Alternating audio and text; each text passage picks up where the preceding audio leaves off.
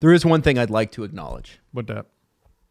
Is that yesterday, somehow, some way, Sidney Crosby coming to Toronto made its way into the Toronto news site. Oh, no. It started with a hockey news article. Okay? I'm not going to spend a ton of time on this. No. Started with a hockey news article, which then made its way across the internet. And then this morning, I'm running the board for my mom's morning show because they're in Barbados right now. So was I. And she's like, I don't have anybody to run the board. And I was like, okay, fine. And I see not only handsome Chris Johnson on Insider Trading 4 different times on mute, Hot. but Brian Hayes was on with Jay Onright, and he's talking about, would Crosby be a good fit in Toronto?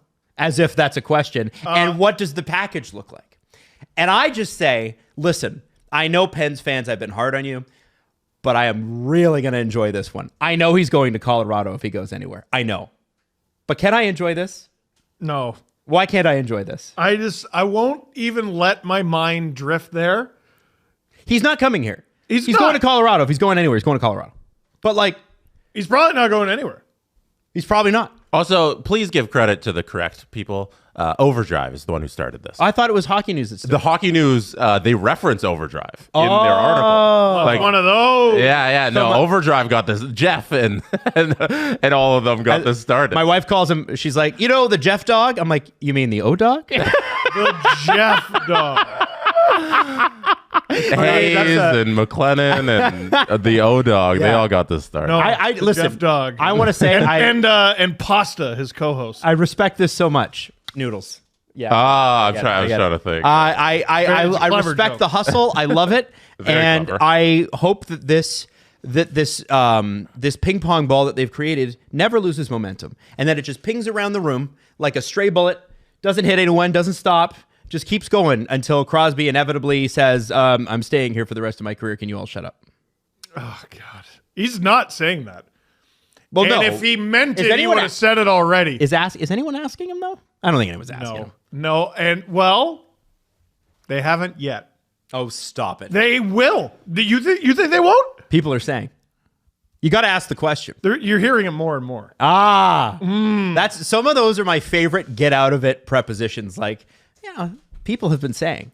You're hearing it more and more. Yeah, there are rumblings. Chatter's picking up. Chris Drury sent out a trade memo. Included on the trade memo. A trade memo? Yeah, it's a trade. Could those go out? That Trouba and Kreider are up for grabs. Who's calling it that?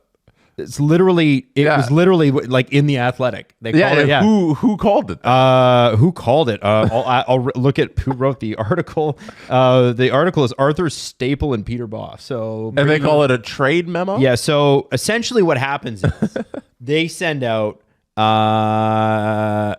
League sources confirmed a Monday report from Elliot Friedman that Chris Drury sent word. Sorry, it's not called a trade memo in this particular thing, but I have heard it referred to as that. Sent word to all 31 other GMs that the Rangers are open to a trade, and those sources said Captain Jacob Trouba and longest tenured Ranger Chris Kreider were mentioned specifically by name in the league-wide missive. Oh, shit. So it's a missive. Damn. Let's look up synonyms for missive. Missive, synonym. Synonym. I didn't expect for this to be such a thing. I was just Message, communication, letter, word, note, memorandum. Oh, no. Oh, shit. It was a trade memo. Oh, no. Anyway, long story short, I think it's kind of interesting. Now, you may not realize this, but Chris Kreider is second on the team in goals. His 136 goals since the start of 21-22 are tied for 9th in the league. He's tied for last in assists. He is bad. He has zero. Steven Kreider got the same amount of at the that's so NHL crazy. level this season. That's actually wild. How long do you think that's going to last, Steve? Like, when's their next game? Yeah. Not all. Till then. I pointed it out. That means it's done. Yeah. So here's what I want to know. Okay. I want to know who from this roster really and truly makes sense, because there are other names apparently out there. Mm-hmm. And one of them that I'm surprised is Ryan Lindgren, who is 26, who is a UFA. There's two names on that list that don't make sense. Well, who's the other one? Keandre Miller.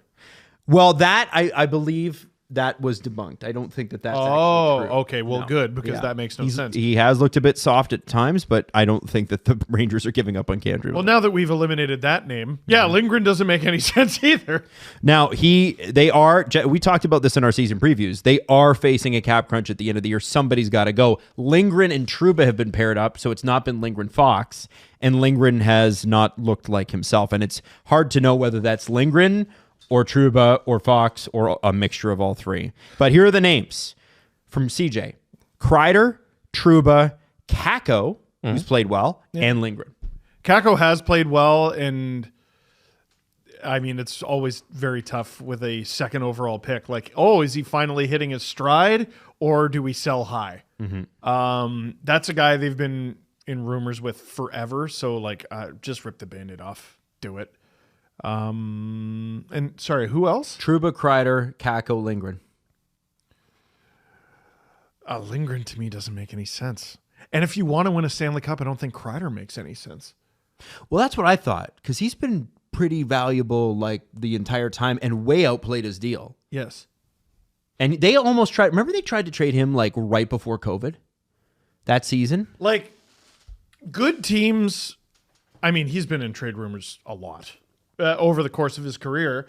And yeah, but look how they've done keeping him, though. Like, all those appearances in the Final Four. I'm trying to remember if he was part of the Cup final team in 2014. He's played a lot of Stanley Cup playoffs. He was. He was? Played 13-14? Oh, because that was the year he hurt Price. Or was it 14-15? 13-14. Okay, yeah. That was the year he hurt Price. In 123, he's played 123 playoff games. That's a lot of playoff games. He has 48 goals. He's really, really good. He's a really, really good playoff performer. How did he do last year, though? In the playoffs? Yeah. 8 goals, 4 assists in 16 games. That's really good. Yeah. I just feel like if you have they're also good, by the way. The Rangers? Yeah, they're not hurting. But they're playing Carolina tonight, so it's a bit of a test. Okay. So try and beat them, I suppose. Like, yes. You know what I mean? Like, I just feel like you trade Chris Kreider, you're going to spend the whole trade deadline trying to replace him. He does, and it's interesting because the article from Staple and Bott kind of says, well, he makes 6.5, and okay, that might be kind of hard to move. And I'm like, oh boy, I think there'd be a lot of teams who would love a $6.5 million forward coming off of a 39 goal season. I think you're on drugs to trade this player. I don't understand. Yeah, they haven't been playing well. That's the thing. Like, right. The record sits all right in comparison to teams who are like looking at, hey, we're in a playoff spot, we're in above 500, we've been winning more games than we're losing, we're doing okay. Yeah. But this team doesn't want to be there. Right. Like, they want to be in the conversation of the top teams in the league. We're going for the President's Trophy maybe again. We're winning the division. We're up there with the Devils. We're going to look like a Stanley Cup contender all season long. Yes. And the effort that the veteran core is giving on the ice hasn't been good enough. And that's why all of this is happening, is they need some sort of shakeup to get these guys going. Like, despite putting up some decent point numbers, it's about the everyday game in, game out. They're disappointed with the results on the ice in terms of from an effort standpoint and looking like a competent Stanley Cup contender. This feels like the sort of situation where you lean on your coach. Like, it sounds like the coach is not squeezing enough out of the core. You know what I mean? Like, okay, they're winning games, but they're not playing well. We have all these players who we know are valuable, like when they're playing their best. Lindgren is super valuable. Kakko is a nice complementary piece at this point in his career. Kreider is a ridiculous, like, he's still got good goal scoring totals, and he's good. He's one of your most consistent playoff performers. And then who am I missing from that? Oh, Trouba. All right. Trouba, like, are you going to dismantle other really good parts of your team because you're having difficulty trading this guy you gave trade protection to? Like, we're going to make these other trades because we haven't been able to find a suitable partner for Trouba.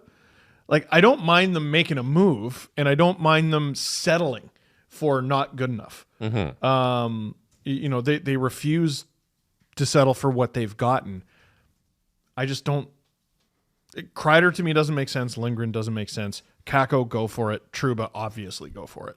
Right. And I think a move like Trouba makes a lot of sense to shake things up. Yeah, that trade protection screws everything up because I think Ottawa makes that trade immediately.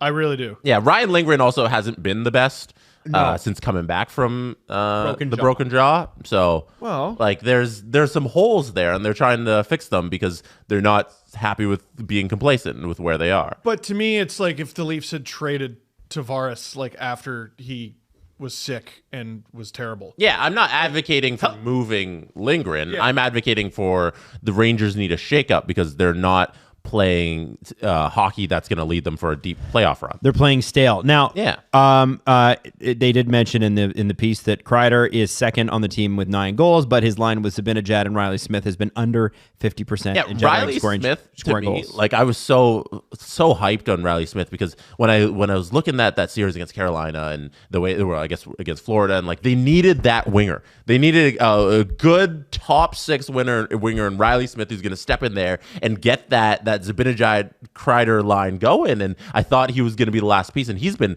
extrememely disappointing. That whole line has been extremely disappointing this season. And he was in Pittsburgh last year too, Riley Smith. That's why they moved on from him so quickly. So I'm curious about that. I wonder is it circumstance or are we seeing the decline of a player who was awesome?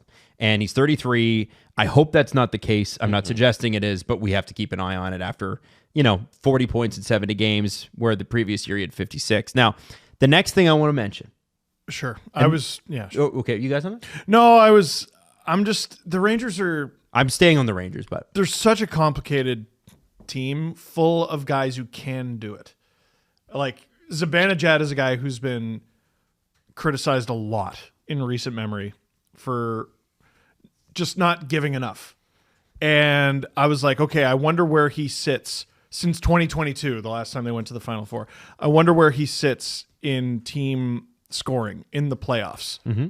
And the answer is first. They were in the Final Four last year. Oh, yeah, you're right. My bad. So 2 Final Fours in 3 years. Yeah. And now he was crazy in 2022, and he's dropped off since. Mm-hmm. Kreider is third. Oh man, I don't know. I don't know. I think if you want to ask the question about Peter Laviolette, there's a question to be had about whether he's getting the most out of his players. I want to ask the question. I think that's